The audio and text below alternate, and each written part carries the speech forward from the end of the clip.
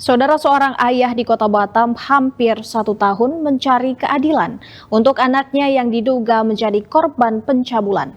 Meski laporan polisi sudah dilayangkan sejak Maret 2024, hingga kini proses hukum belum juga jelas. Ia merasa ada sejumlah kejanggalan dalam penanganan kasus tersebut.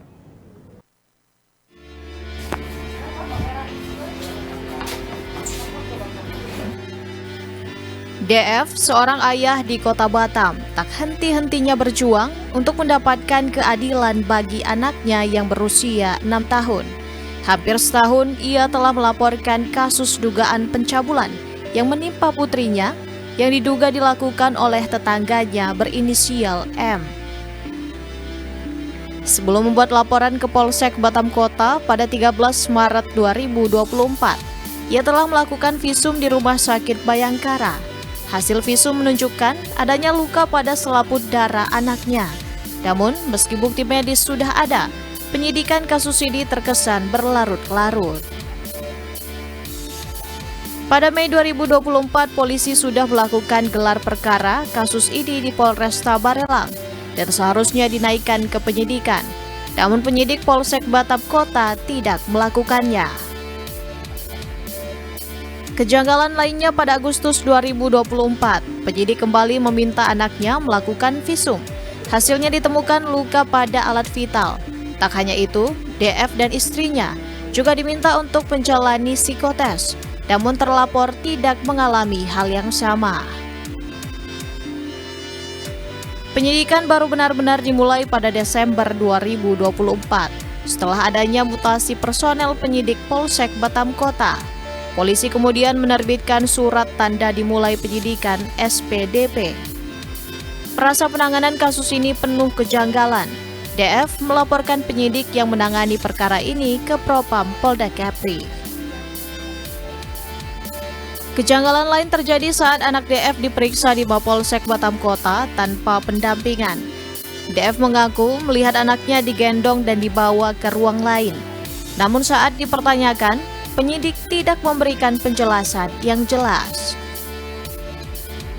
Menurut DF, penyidik terkesan lebih membela terlapor yang mengklaim bahwa luka pada anaknya disebabkan oleh gesekan besi saat bermain di masjid. Padahal dari pengakuan korban, pencabulan terjadi sebanyak 2 kali saat rumah terlapor sedang sepi.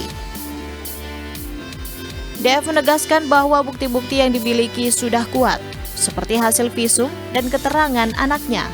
Namun anaknya kini mengalami trauma psikologis hingga harus terus didampingi ibunya setiap pergi ke sekolah. Pencabulan anak di bawah umur. Anak saya perempuan usia 7 tahun dicabuli oleh tetangga. Terduga pelaku tetangga kami. Terus selanjutnya seperti apa? Setelah kami bikin laporan, sebelum bikin laporan, kami visum dulu. Visum ke Rumah Sakit Bayangkara. Dan setelah dalam proses penyelidikan, si penyidik berbicara ada luka robek. Sekali lagi, ada luka robek pada selaput darah korban. Di seluruh arah jarum jam ya. Nah, jadi penanganan dari Polsek unit PPA Polsek Batam Kota, ini kebetulan penyidiknya berganti. Berarti ini masih penyidik lama. Oke. Itu ada namanya SP2HP. SP2HP yang kita terima itu dari pertama, kedua, ketiga itu normal-normal saja, biasa-biasa. Tetapi ada SP2HP itu dari 3 ke 4 itu jaraknya lama sekali. Berapa lama? Kira-kira itu 4-5 bulan. Oke, ya. Jadi ketika SP2HP tidak kami dapatkan, kami tanyakan selalu, baik saya atau pengacara kami itu dari pihak LBH Mawar Saron, menanyakan selalu keluarlah apalah segala macam, seperti itulah bahasanya.